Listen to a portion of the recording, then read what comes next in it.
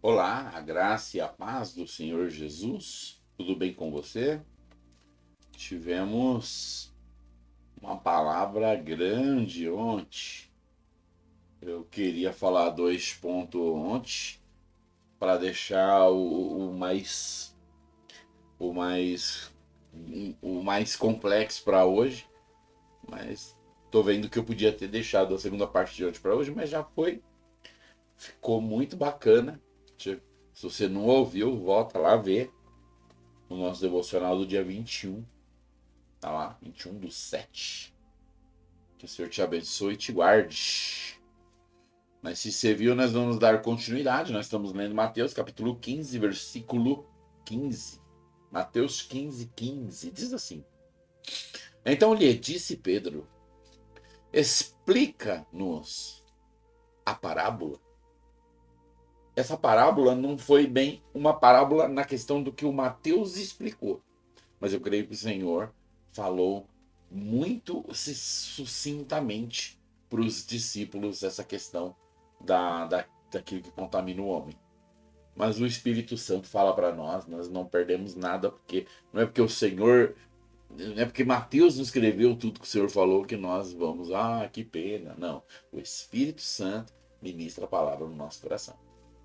Ele fala toda a verdade que o Senhor tem para nós. Verso 15 até o 20 diz assim: Então disse Pedro: Explica-nos a parábola. Jesus, porém, disse: Também vós não entendeis ainda? Não compreendeis que tudo que entra pela boca desce para o ventre e depois é lançado em lugar escuso? Mas o que sai da boca vem do coração, e é isso que contamina o homem, porque do coração procedem maus desígnios, homicídios, adultérios, prostituição, furtos, falsos testemunhos, blasfêmias. São estas coisas que contaminam o homem. Mas o comer sem lavar as mãos não contamina o homem. Aqui o Senhor não apenas quebra a tradição, como ele dá uma explicação da questão de contaminação. Então, ele se admira dos discípulos não terem entendido ainda, porque os discípulos tinham a revelação do Espírito Santo, porque eles eram escolhidos, era da igreja. E muitos da multidão não. Mas não tem problema, o Senhor explica, o Senhor é muito paciente, o Senhor não perde a paciência conosco. Não confunda Deus com as pessoas.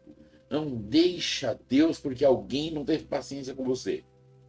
As pessoas, elas são as pessoas. Nós somos nós com os nossos defeitos. O Senhor Jesus não tem defeito. O Senhor Jesus não perde a paciência. Ele explica de novo, e de novo, e de novo, para a glória de Deus. Então, no verso 17,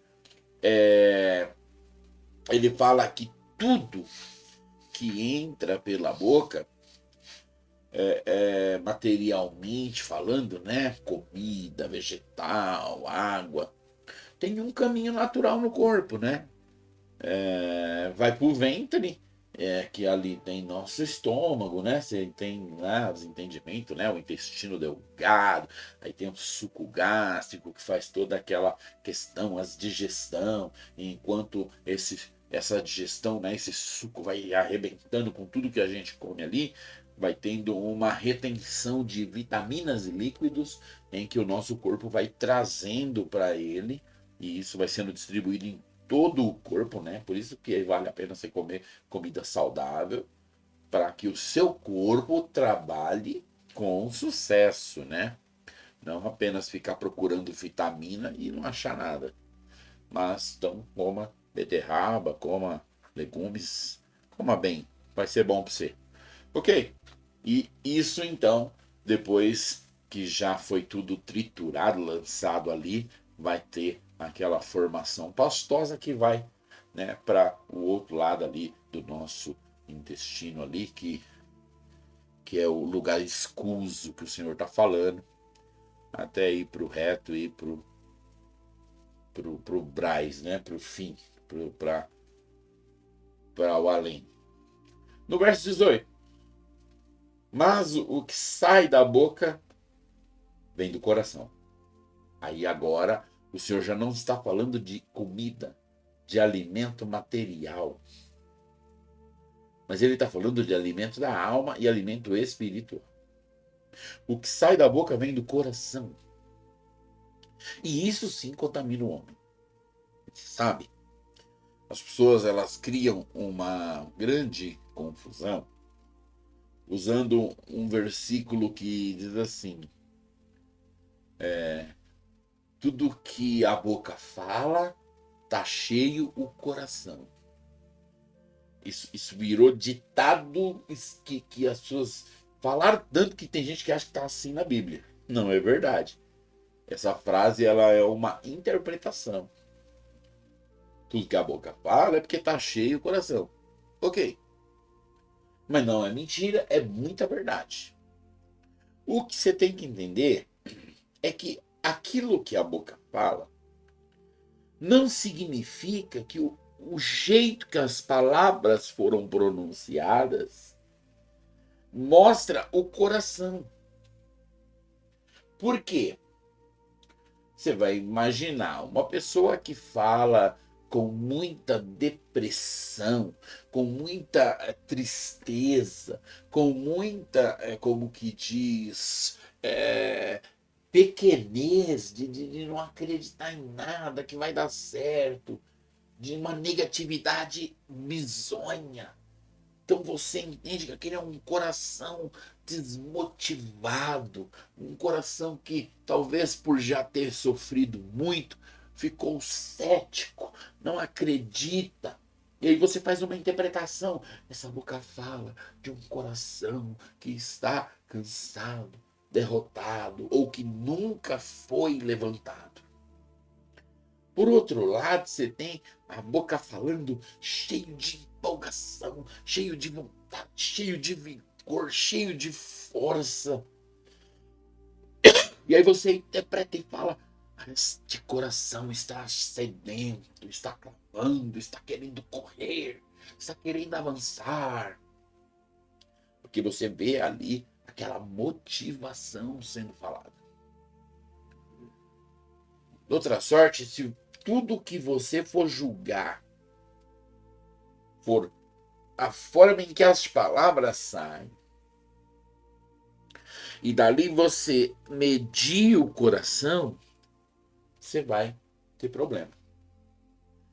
Porque quando o coração está cheio de engano,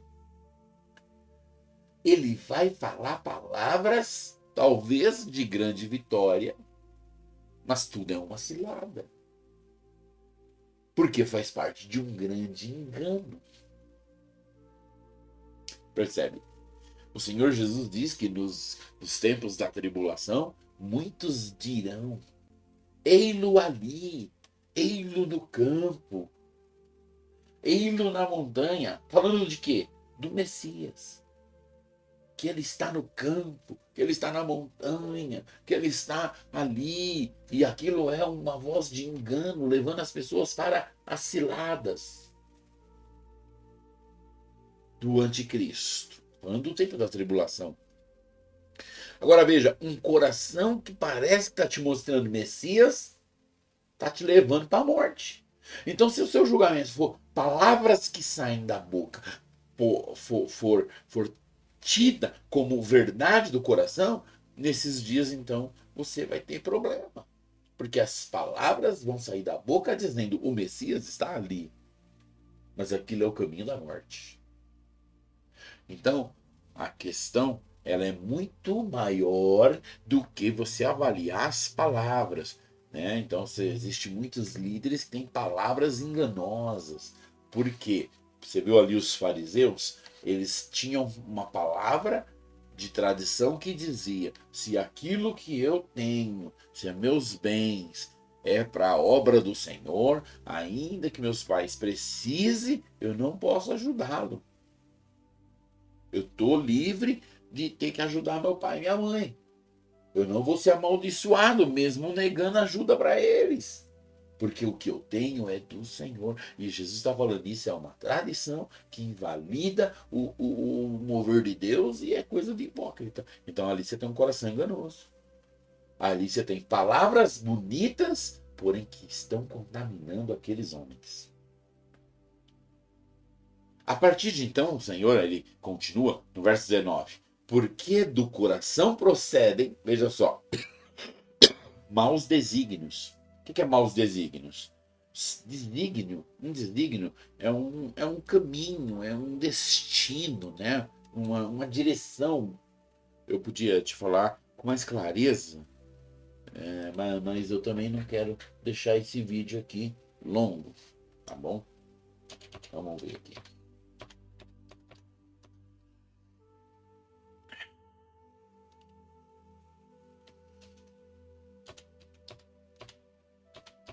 Só um minuto. Desígnio, o significado da palavra desígnio é o que é? É um propósito ou uma intenção. É um projeto.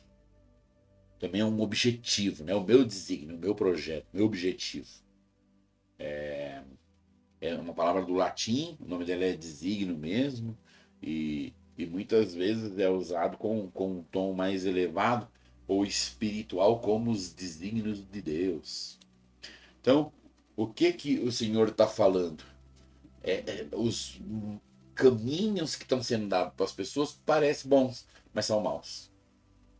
Homicídios. Por quê? Quantas pessoas, porque abriram a boca para falar o que não deviam, levou a si ou a outro à morte.